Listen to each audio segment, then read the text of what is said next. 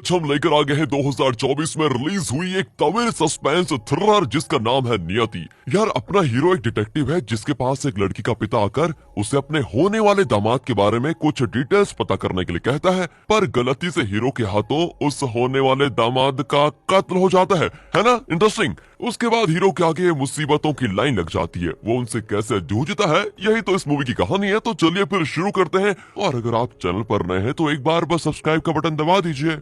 तो मूवी की शुरुआत में कोयम्बटूर की एक डिटेक्टिव एजेंसी को दिखाते हैं जहां पर एक कपल आते हैं। पत्नी ने कॉलेज डेज में एक लड़के से प्यार किया था, लेकिन उनका ब्रेकअप हो गया। फिर उसने इस आदमी से शादी की और सब बढ़िया चल रहा था, लेकिन कुछ दिन पहले उसे अपने एक्स के एनोनिमस लेटर्स आने शुरू हो गए जो उसे धमकाने की कोशिश कर रहे थे। उसी का पता लगाने के लिए ये दोनों डिटेक्टिव एजेंसी में आए हुए हैं। अपना हीरो चेलियन भी इसी एजेंसी में डिटेक्टिव है, और आज वो लेट आया है ना, तो उसकी कलीग अनीता कहती है आज तो बॉस की डांट खाओगे तुम। और बॉस अभी फिलहाल एक पति पत्नी का केस देख रहे हैं। वो इतना कहती है कि तभी वो पति बाहर आ जाता है, क्योंकि इनका जो बॉस है जिसका नाम चंद्रन है, वो पत्नी से अकेले में पूछताछ करना चाहता है। मतलब उसका कोई तरीका होगा स्पेशली। अब चेलियन कहता है देखो, मैं चंद्रन सर का असिस्टेंट हूँ, आप मुझे ये बताइए आप पुलिस में जाने के बजाय सीधे यहाँ पर क्यों आ गए? वो कहता है कि वहाँ जाता तो मेरी वाइफ की बदनामी होती ना सर, इसलिए मैं यहाँ पर आ गया हूँ। चेलियन पूछता है कि आपको अपनी वाइफ का कौन सा स्वभाव अच्छा लगता है? वो बहुत सोचकर कुछ बातें बताता है, लेकिन जब चेलियन पूछता है उनका कौन सा स्वभाव आपको अच्छा नहीं लगता,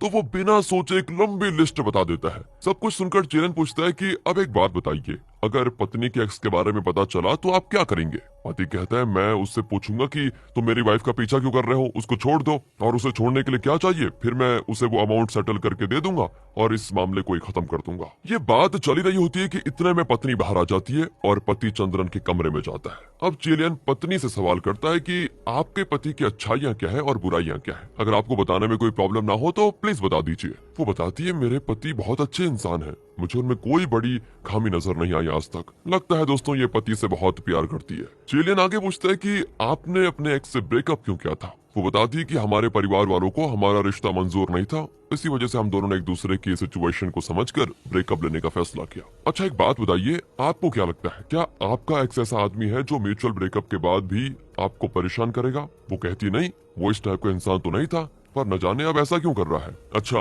आपके घर पर रोज उसका लेटर आता है राइट, तो वो कौन डालकर जाता है, कभी देखा है उसको? वो कहती है देखा तो नहीं है। अच्छा ठीक है, नहीं देखा तो कोई बात नहीं, उस लेटर को कौन रिसीव करता है और कौन आपको लेटर देता है? वो कहती है लेटर तो मेरे पति को ही मिला है शायद, वही मुझे दिखाते हैं कि ये तुम्हारे एक्स ने भेजा है। ये कहने के बाद अब पत्नी को पति पर शक होता है और वो तुरंत चंद्रन के कमरे में जाकर पति पर बरस पड़ती है कि मैंने तुम्हें भला इंसान समझा, पर तुम इतने शक्की होंगे ये मुझे कभी नहीं पता था। इनकी बहस होने लग जाती है और पति पत्नी दोनों लड़ झगड़ कर वहाँ से चले जाते हैं। दरअसल पति को पत्नी पर शक था कि वो अब भी अपने एक्स से मिलती है, इसलिए जानबूझकर उसने खुद ये लेटर्स लिखे और पत्नी को बताया कि कोई लेटर देकर गया है। ऐसा करके वो अपनी वाइफ के रिएक्शन से असलियत का पता लगाना चाहता था। अगर वो पुलिस के पास जाता तो उसका ढोंग सामने आ जाता और पुलिस इसको धो डालती, इसलिए वो होशियारी से पत्नी को यहाँ लेकर आ गया था। अब चंद्रन चेलियन को डांटता है कि तुमने इस केस में दखल क्यों दिया? मैं जान चुका था कि ये सब पति का काम है, लेकिन मैं उनके बीच झगड़ा नहीं करवाना चाहता था और समझा बुझाकर इस मामले को निपटाना चाहता था, पर तुम्हें कि बस जल्दबाजी रहती है हमेशा। अब देखो उनके बीच लड़ाई करवा दी तुमने। आइंदा कोई भी केस आए तो सिर्फ डिटेल्स कलेक्ट कर लेना, इन्वेस्टिगेशन मैं खुद कर लूंगा, समझे? कहकर वो वहाँ से चला जाता है। तभी वहाँ पर शिव कुमार नाम का एक आदमी आता है जो बताता है कि उसकी बेटी जिसका नाम जयंती है, वो मूर्ति नाम के एक आदमी से प्यार करती है जो कॉलेज में लाइब्रेरियन है। वो चेलियन को मूर्ति की फोटो दिखाता है। वो बताता है कि मैंने जयंती को मना किया, लेकिन वो जिद कर रही है कि शादी करेगी तो मूर्ति सही, इसलिए मुझे मूर्ति के बारे में पता लगाना है और अच्छा लड़का निकला तो ही मैं शादी करवाऊंगा। लेकिन कुछ दिनों से मूर्ति का कहीं कुछ पता नहीं चल रहा है, हो सके तो उसको ढूंढ लीजिए सर आप। वो अपना आता पता सब कुछ बताता है और कहता है कि कुछ डिटेल्स मिले तो मुझे कॉल कर दीजिएगा। कहकर वो चला जाता है। इतने में चंद्रन चेलियन को कॉल करके एक घर का एड्रेस देता है। उस घर में चोरी हुई है और प्रकाश नाम का पुलिस ऑफिसर वहाँ पर इन्वेस्टिगेट कर रहा है। तुम एक काम करो, तुम फौरन वहाँ पर जाकर क्लूज को कलेक्ट करो और मुझे कॉफी शॉप पर मिलो। चेलियन भी उस घर में जाता है जहाँ वो इंस्पेक्टर प्रकाश को अपना इंट्रोडक्शन देता है, लेकिन लगता है चेलियन का आना उसे अच्छा नहीं लगा। वो चेलियन को बिल्कुल इग्नोर कर देता है, लेकिन चेलियन अपनी तरफ से सारे एविडेंसेस कलेक्ट करता है और उस कॉफी शॉप में पहुंच जाता है। वहाँ चंद्रन और पुलिस चीफ डिस्कस कर रहे होते हैं। वो इंस्पेक्टर प्रकाश से पूछते हैं कि क्या कोई एविडेंस मिला? वो कहता है सर कुछ खास तो नहीं मिला, चोर ताला तोड़कर घर में घुसा और चोरी करके निकल गया। लेकिन अब चेलियन की बारी। वो बताता है कि असल में चाबी डालकर घर का ताला खोला गया है और चोरी करने के बाद उस ताले को किचन के काउंटर पर रखकर तोड़ भी दिया गया ताकि पुलिस को घर के लोगों पर शक न हो। किचन काउंटर का टाइल्स एक जगह पर टूटा हुआ था, मतलब ताला वहां पर रखकर तोड़ा गया था। अगर ताला गेट पर तोड़ा होता तो गेट पर उसके निशान जरूर होते, लेकिन गेट तो एकदम साफ था। ये जरूर उस घर के किसी आदमी का ही काम लग रहा है सर।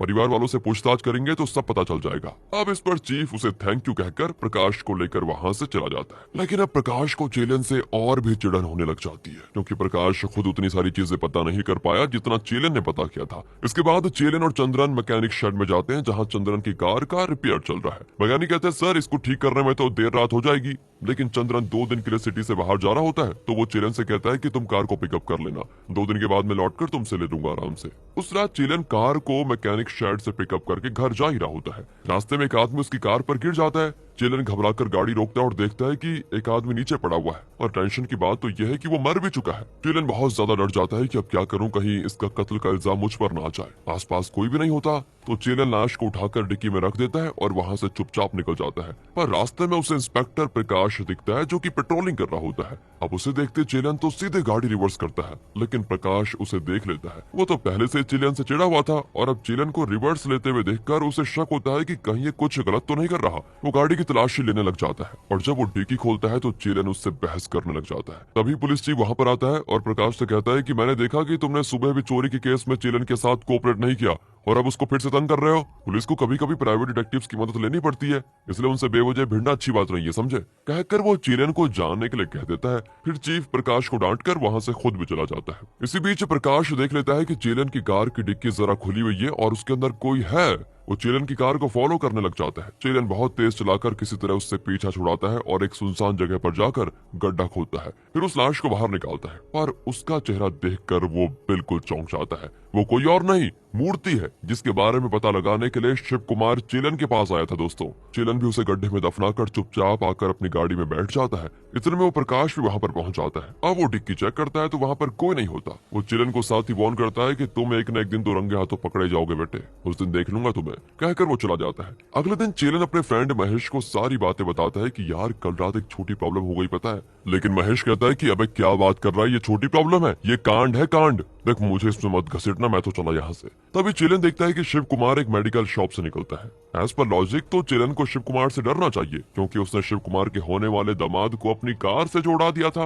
लेकिन यहाँ पर उल्टा शिव कुमार चेलन को देखकर वहां से भागता है और एक ऑटो में वहां से निकल जाता है। चेलन समझ नहीं पाता कि ये मुझे देखकर डर क्यों रहा है, जबकि मुझे इसको देखकर डरना चाहिए। वो कंफ्यूज होकर ऑफिस आता है तो उसे एक आदमी कॉल करता है। वो कहता है कल जो तुमने किया मैंने सब कुछ देख लिया था। अगर तुम पुलिस में फंसना नहीं चाहते हो तो उस लाश को लेकर मेरी बताई हुई जगह पर आ जाओ। नॉर्मली इस तरह के ब्लैकमेलर्स पैसे मांगते हैं, लेकिन ये तो लाश मांग रहा है। खैर, चेलन उस जगह से लाश को खोद निकालता है, पर तभी वो लाश के मुंह में रखा हुआ एक मेमोरी कार्ड देखता है। वो समझ जाता है कि जो आदमी इसकी लाश मांग रहा है जरूर उसे ये मेमोरी कार्ड चाहिए। चेलन उस मेमोरी कार्ड को अपने पास रख लेता है और लाश को लेकर उस आदमी से मिलने जाता है। वो आदमी एक ब्लैक हुडी पहनकर खड़ा होता है, जिस वजह से उसका चेहरा साफ नहीं दिख पाता। चेलन लाश को उसके हवाले करके वहां से निकल जाता है। फिर ब्लैकमेलर लाश को खींचकर लेकर जा रहा होता है, लेकिन अचानक लाश हिलने लग जाती है।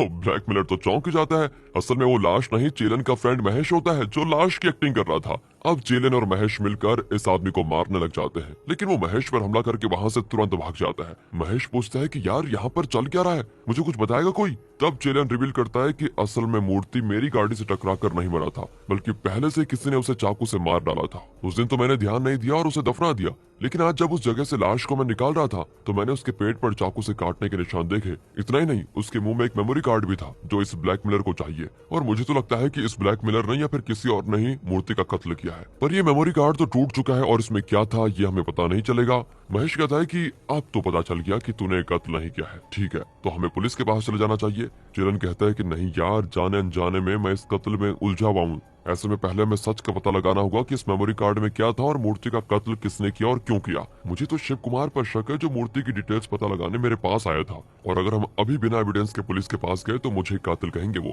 अब चेलन और महेश उस कॉलेज में जाते हैं जहाँ पर मूर्ति लाइब्रेरियन हुआ करता था। चेलन अपनी आइडेंटिटी बताकर एक स्टाफ से कहता है हम लाइब्रेरीज के बारे में एक डॉक्यूमेंट्री बना रहे हैं, क्या हम मूर्ति से मिल सकते हैं। वो कहता है मूर्ति, वो तो कुछ दिनों से कॉलेज आया ही नहीं, आप चाहे चाहें तो हमारा लाइब्रेरी देख सकते हैं वैसे, कहकर वो इन्हें लाइब्रेरी में छोड़कर चला जाता है। चेलियन लाइब्रेरी को एक्सप्लोर करने लग जाता है तो डस्टबिन में उसको एक कवर मिलता है जिस पर मूर्ति का एड्रेस होता है। तब एक लड़की चेलियन को घूरते हुए वहां से गुजर जाती है। चेलियन को उस पर भी जरा शक होता है और वो महेश को बताता है कि पिंक ड्रेस में एक लड़की बाहर निकलेगी तो तुम उसका नाम पूछो। महेश भी वैसा ही करता है। वो लड़की अपना नाम बताती तो चेलियन कहता है उसे छोड़ दो। महेश पूछता है यार तेरी प्रॉब्लम क्या है, ना जान ना पहचान अचानक किसी लड़की से नाम पूछो और फिर उसको जाने भी दो, हमें अच्छा थोड़ी लगता है ऐसे। उस लड़की पर तुझे शक है क्या? चेलन कहता है नहीं, पर वो मुझे घूर रही थी, सोचा सेफ्टी के लिए उसका नाम जान लूं। चेलन का मकसद क्या है ये तो महेश की समझ से बहुत दूर है। असल में वो इस केस में इन्वॉल्व होना ही नहीं चाहता था, लेकिन चेलन ने जैसे तैसे उसको मना लिया था। अब चेलन उस कवर पर लिखे एड्रेस पर जाता है, यानी मूर्ति के घर। वो ताला तोड़कर अंदर जाता है तो वहां पर एक बुक के अंदर उसे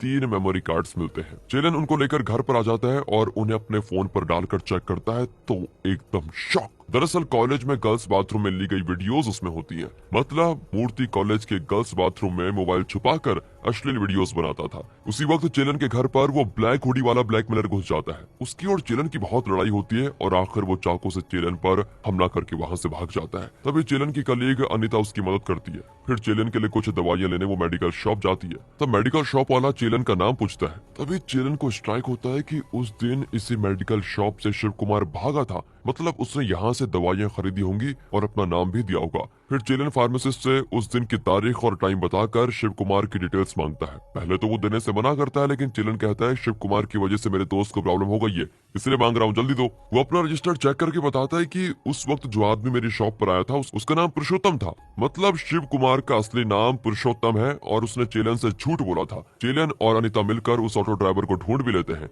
जिसकी ऑटो में उस दिन शिव कुमार यानी पुरुषोत्तम चढ़ा था। ऑटो ड्राइवर जरा सोचकर वो लोकेशन बता देता है जहां उसने पुरुषोत्तम को ड्रॉप किया था। दोनों पुरुषोत्तम के घर पहुंच जाते हैं, लेकिन तभी चेलन प्रकाश को देखता है जिसका घर भी वहीं पर है। तभी चेलन अनीता के चेहरे के पीछे अपना चेहरा छुपा लेता है ताकि प्रकाश उसको देख ना पाए। फिर चेलन रात को वहां जाता है और देखता है कि पुरुषोत्तम अपने घर पर ही है। वो पुरुषोत्तम से पूछता है कि आपके और मूर्ति के बीच क्या प्रॉब्लम थी, साफ साफ बता दीजिए, आपने मुझे अपना असली नाम क्यों नहीं बताया। तब चेलन देखता है कि वहां पर 2 शूज होते हैं जिसे चेलन ने उस हुडी वाले ब्लैकमेलर के पैरों पर देखा था। चेलन समझ जाता है कि ब्लैकमेलर पुरुषोत्तम का बेटा है और बाप बेटा मिलकर कोई क्राइम कर रहे हैं। इतने में पुरुषोत्तम का बेटा जिसका नाम अशोक है वो आ जाता है। वो चाकू दिखाकर चेलन को धमकाता है और उसे अपनी गाड़ी में बिठाता है। अब वो चाहते हैं कि चेलन उन्हें उस जगह पर लेकर जाए जहां पर उसने मूर्ति की लाश को दफनाया था। चेलन गाड़ी चलाने लग जाता है। वो दोनों से फिर पूछता है कि आखिर तुम्हारा और मूर्ति का कनेक्शन क्या है, लेकिन दोनों कुछ नहीं बताते। इतने में वो उस जगह पहुंच जाते हैं जहां लाश दफनाई गई है। बाप बेटा उस जगह को खोदते हैं और लाश के हाथ और मुंह के अंदर कुछ ढूंढने लग जाते हैं। इसी बीच चेलन ने चालाकी से चाकू हथिया लिया था और वो इनको धमकाता है कि तुम जो ढूंढ रहे हो वो मेरे पास है,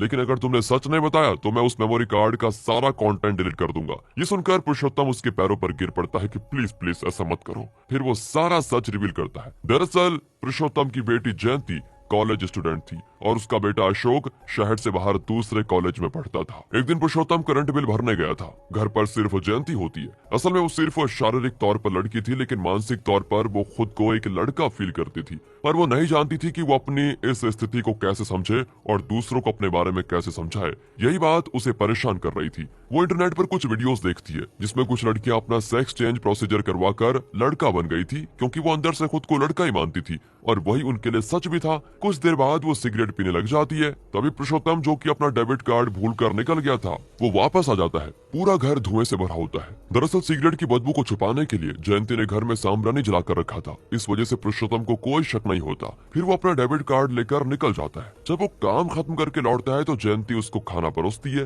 तब पुरुषोत्तम को उस पर सिगरेट की स्मेल आती है। वो चौंक जाता है कि इसको ये आदत कब से लगी, पर वो उससे कुछ नहीं पूछता। जयंती घर का काम कर रही होती है, लेकिन उसका मन किसी चीज में नहीं लगता, क्योंकि जब अपनी आइडेंटिटी को लेकर ही उलझन हो जाए तो कौन चैन से रह सकता है। वो खुद को एक लड़का मानती है, लेकिन कोई उसकी बात को सीरियसली नहीं लेगा और उल्टा उसे कोसेगा जैसे कि उसकी कोई गलती हो। ये सब कुछ सोचकर वो बहुत रोती है। वो फिर इंटरनेट पर इस बारे में रिसर्च भी करती है। पर एक दिन पुरुषोत्तम उसके लिए रिश्ता ढूंढने लग जाता है तो वो साफ साफ कह देती है कि पापा, मैं लड़की नहीं हूँ, मेरा शरीर लड़की का है, लेकिन मन में तो मैं लड़का हूँ। पर मैं आपको ठीक से समझा नहीं पा रही हूँ कि मैं क्या कहना चाह रही हूँ। अगर माँ होती तो शायद मैं उन्हें समझा पाती। ये सुनकर पुरुषोत्तम को बहुत दुख होता है, क्योंकि पुरुषोत्तम ने माँ और बाप दोनों का प्यार देकर अपने बच्चों को पाला था, पर अब बेटी कह रही है कि माँ की कमी वो पूरी नहीं कर पाया। ये सोचकर वो रोने लग जाता है। वो कहता है कि अब से मैं शादी के लिए तुम्हें तंग नहीं करूंगा बेटा, तुम अपनी मर्जी से रहो जैसे तुम्हें रहना है। उसके बाद हुआ ये कि एक दिन कॉलेज में एक लड़की बाथरूम जाकर ड्रेस चेंज करके बाहर निकलती है। उसके जाने के बाद हाउसकीपर अंदर जाकर वहां रखे बोटल्स के पीछे से एक मोबाइल निकालती है जिसमें वीडियो रिकॉर्ड हो रहा था। वो उस वीडियो को लाइब्रेरियन के हवाले कर देती है और कहती है कि आगे से काम मुझसे नहीं होगा। फिर वो वाणी नाम की एक लड़की को बुलाता है जिसकी वीडियो भी उसने इस तरह बनाई थी। वाणी विनती करती कि प्लीज मेरा वीडियो डिलीट कर दो सर, पर वो वाणी को ब्लैकमेल करता है कि अगर मेरी बात नहीं मानी तो मैं ये वीडियो इंटरनेट पर डाल दूंगा, फिर तुम्हारी देखो कितनी बदनामी होगी। एंड उसी वक्त जयंती जो लाइब्रेरी में थी वो ये सब कुछ देख लेती है और सीधे मूर्ति पर हमला कर देती है। वो मूर्ति के मुंह पे थूक भी देती है कि तू इतना घटिया आदमी है, मुझे नहीं पता था, कहकर वो मूर्ति को पीट कर वाणी को बचा लेती है। वाणी विनती करती है कि इस मूर्ति के पीछे कई लोग इन्वॉल्व है इस गंदे काम में, पर हम उतने पावरफुल नहीं है कि इन सब से भिड़ जाएं। मुझे तो बस उस वीडियो को किसी तरह डिलीट करवाना है। तब जयंती उसे हिम्मत देती है कि तुम फिक्र मत करो, हम कुछ करेंगे। उसी रात वाणी जयंती को मैसेज करती है कि आज तुमने जो मेरे लिए किया वो मैं कभी नहीं भूलूंगी, थैंक्स। इनकी चैटिंग शुरू हो जाती है और लगता है दोनों एक दूसरे को पसंद करने लगे हैं। अगले दिन दोनों लाइब्रेरी में मिल जाते हैं। जयंती पूछती है क्या तुम सिर्फ चैट पर ही किसिंग इमोजी भेजोगी? वाणी कहती है तुम चाहो तो डायरेक्ट भी दे सकते हो, कहकर वो जयंती को किस करने आती है, लेकिन तभी मूर्ति आ जाता है और इन दोनों को इस सिचुएशन में देखकर वो शुरू हो जाता है कि अच्छा तो ये चक्कर चल रहा है, तभी तुम्हें मर्द पसंद नहीं है, सिर्फ लड़कियां पसंद है, कहकर वो वाणी को खींचकर एक कमरे में लेकर बंद कर देता है। फिर वो जयंती के पास आता है और कहता है लड़के का ड्रेस पहनोगी तो क्या लड़का बन जाओगी? तुमने मुझे मारकर अच्छा नहीं किया, अब मैं दिखाता हूँ कि मर्द किसे कहते हैं, कहकर वो जयंती को बहुत बुरा मारता है और फिर एक जगह मोबाइल कैमरा ऑन करके जयंती के साथ जबरदस्ती करने लग जाता है और वो अपना मकसद पूरा भी कर लेता है। इतना ही नहीं, वो उस वीडियो में अपना चेहरा ब्लर करके उस वीडियो को इंटरनेट पर डाल भी देता है। जयंती एकदम टूट जाती है और घर आकर चुपचाप लेट जाती है। रात को पुरुषोत्तम उसको जगाता है तो वो कहती है जरा बुखार है पापा, मेरी तबीयत खराब है, अभी आप जाकर आराम कीजिए। पुरुषोत्तम भी अपने कमरे में चला गया। आधी रात को अशोक घर आया और बहुत परेशान दिख रहा था। उसने पुरुषोत्तम को उस वीडियो के बारे में बताया जिसमें मूर्ति ने जयंती के साथ जबरदस्ती की थी। अपनी बेटी पर हुए अन्याय को पुरुषोत्तम सह नहीं पाता और बाप बेटा बहुत रोते हैं। फिर वो जयंती के कमरे में जाते हैं तो तब तक वो फांसी लगाकर मर चुकी थी। इनके समझ में नहीं आता कि ये क्या हो गया। तब वाणी ने उनको बताया कि ये सब मूर्ति ने किया है, जो कॉलेज की कई लड़कियों की ऐसी वीडियोस बनाकर उन्हें हमेशा ब्लैकमेल करता रहता है। वही जयंती की मौत का कारण भी है। फिर पुरुषोत्तम और अशोक ने मूर्ति को खत्म करने का प्लान बनाया, लेकिन मूर्ति को पता चल गया था कि पुरुषोत्तम उसकी असलियत जान चुका है, इसलिए वो कहीं छुप गया। बाप बेटा उसको हर जगह ढूंढने लगे। अशोक के फ्रेंड्स मूर्ति के घर के सामने एक बिल्डिंग में रहते थे। अशोक भी वहां पर गया और उसने मूर्ति को कॉल करके कहा मैं वाणी का भाई हूँ, मैं तुम्हें पैसे देने को तैयार हूँ, तुम बस मेरी बहन की वीडियो वाला वो मेमोरी कार्ड मुझे दे दो, मैं अपनी बहन की बदनामी नहीं सह सकता, प्लीज। मूर्ति भी मान गया और उसने अशोक को एक जगह पर बुलाया। अशोक भी वहां पर गया। मूर्ति ने उसे मेमोरी कार्ड दे दिया, लेकिन अशोक ने पैसे निकालने के बहाने चाकू निकाल कर उसका पेट फाड़ दिया। फिर भी वो अशोक से बचकर वहां से भागा और तभी चेलन की गाड़ी से वो टकरा कर मर गया। लेकिन अशोक ने इस बारे में पुरुषोत्तम को नहीं बताया था, इसलिए वो अपनी तरफ से मूर्ति को ढूंढने के लिए चेलन की डिटेक्टिव एजेंसी में गया। पर जब बाद में पुरुषोत्तम को पता चला कि अशोक ने मूर्ति को मार डाला तो पहले तो वो घबराया, लेकिन फिर उसे लगा कि अशोक ने ठीक ही किया, वरना मूर्ति की वजह से कई लड़कियों की जान चली जाती। और अब प्रेजेंट में पुरुषोत्तम कहता है कि मैं अपने बेटे को बचाना चाहता हूँ, इसलिए मैं पुलिस में सरेंडर करने जाऊंगा। पर चिलन कहता है कि अगर आप पुलिस के पास गए तो बेवजह मैं भी इसमें फंस जाऊंगा, क्योंकि मूर्ति मेरी गाड़ी से टकराया था, पुलिस मुझे भी नहीं छोड़ेगी, इसलिए सबसे बढ़िया तो यही होगा कि हम इस मामले को यहीं पर निपटा दें। मूर्ति लापता था तो उसको लापता ही रहने दीजिए, हम में से किसी को कोई प्रॉब्लम नहीं होगी। लेकिन असल में इंस्पेक्टर प्रकाश इस वक्त छुपकर इनकी वीडियो बना रहा होता है। फिर वो सामने आकर कहता है कि वाह बेटा, सब कुछ आपस में डिसाइड कर लोगे तो पुलिस का अंगूठा चूस कर बैठी रहेगी, अब तुम सबका हाल बेहाल होने वाला है, तुम देखते जाओ। इनकी मुठभेड़ हो जाती है, लेकिन प्रकाश किसी तरह बाइक लेकर वहां से निकल जाता है। अब ये तीनों कहते हैं कि हमें कोई नहीं बचा सकता। ये सोचकर सभी मायूस हो जाते हैं, लेकिन तभी कोइंसिडेंटली प्रकाश सामने से टैक्सी से टकरा जाता है और गिरकर बेहोश। टैक्सी ड्राइवर घबराकर उसे उठाता है और अपनी कार की डिक्की में रखकर वहां से निकल जाता है। तभी चिलन एक्सीडेंट स्पॉट पर आता है तो प्रकाश की बाइक के पास उसका मोबाइल पड़ा होता है। चिलन उसमें से इनकी वीडियो डिलीट कर देता है जो प्रकाश ने अभी रिकॉर्ड की थी। अब इन्हें कोई प्रॉब्लम नहीं होगी। ये सोचकर चिलन, पुरुषोत्तम और अशोक चैन से रहते हैं। दूसरी ओर टैक्सी ड्राइवर को डिक्की से आवाजें आती है तो डिक्की खोलता है। तब प्रकाश को होश आ चुका था और वो डिक्की से उतरकर टैक्सी ड्राइवर को जोर का तमाचा मारता है कि तेरी वजह से सब कुछ बर्बाद हो गया। और इसी के साथ ये मूवी यहाँ पर फनी तरीके से दोस्तों खत्म होती है। बाकी अगर आपको वीडियो अच्छी लगी हो, एक्सप्लेनेशन अच्छा लगा हो तो लाइक कीजिए, चैनल को सब्सक्राइब। मिलते हैं अगली वीडियो में, ध्यान रखेगा अपना and finally thanks for watching.